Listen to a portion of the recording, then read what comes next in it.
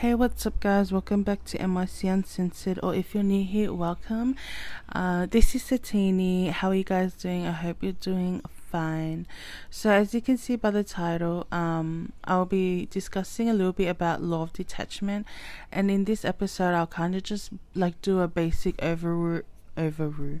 I'll do a basic overview of the law of detachment, because from my knowledge another podcaster will be doing the same topic, so I'm sure she'll have better context for you guys. But yeah, so in the context of relationships, the term law of detachment typically refers to a principle of emotional and psychological well-being rather than a formal logical principle.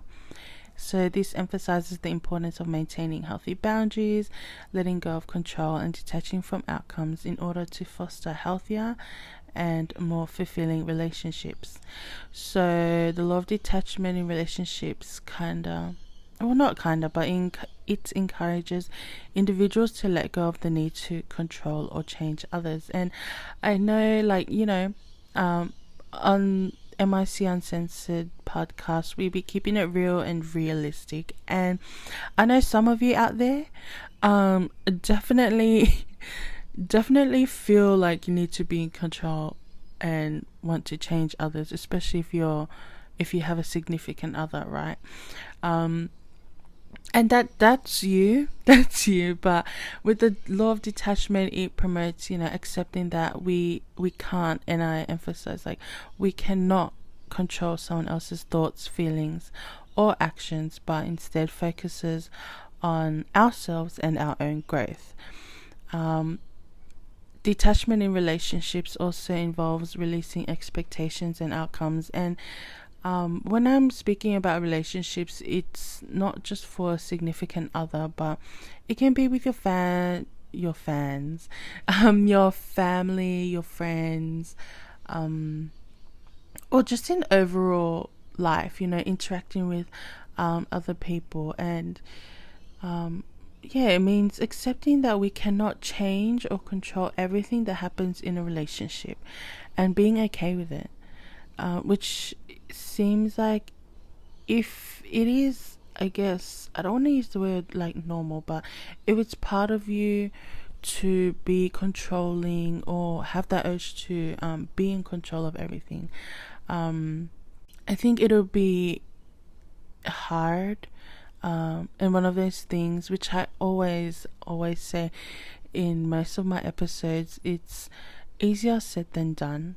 But I think it's just important to at least recognize that, maybe I actually am controlling, and how can I learn to be okay with it, and then take steps towards that.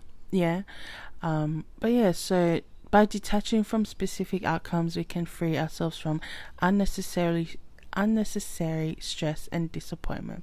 Because we don't need all that overthinking. We don't need to do all that overthinking, because having all that stress and being worried and disappointed has no benefit towards us. But so practicing the law of detachment in relationships allows individuals to cultivate a sense of inner peace and maintain healthier boundaries. It helps in building authentic connections based on acceptance, understanding, and mutual respect. So I guess I'll just kind of go into a few realistic, points that some of you might be able to relate to. So number one is decisions have consequences. So understanding that our actions lead to outcomes, whether positive or negative, is essential. For instance, if you study hard for an exam, you're detached from the outcome, but you're more likely to do well. Number two, letting go of expectations. So detachment means not becoming overly attached to a specific outcome. For example, when applying for university, it's essential to put effort into your applications, but not to fixate on getting into one particular school. Number three, embracing uncertainty. So recognizing that life is unpredictable can help alleviate stress. For example, if you're waiting to hear back from a job interview, detach from the outcome and focus on other opportunities or self-improvement in the meantime. Number 4, taking responsibility for actions. Even when detached from outcomes, it's crucial to take ownership of your decisions and their consequences.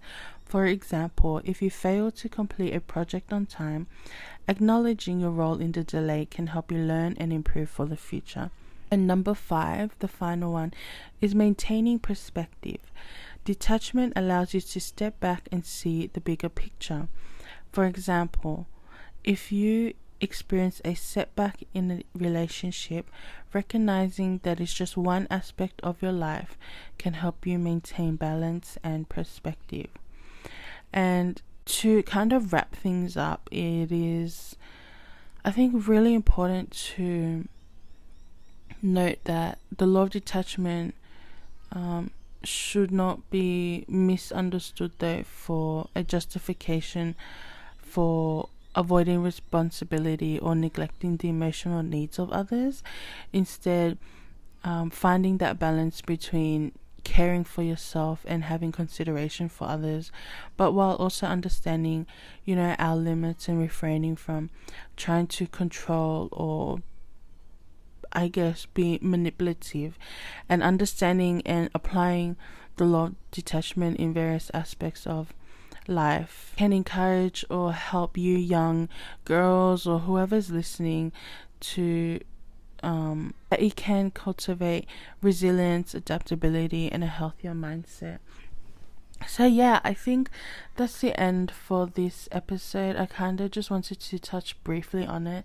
As I said, another podcaster will do the same topic, and I'm sure her content will be a lot better and more in depth.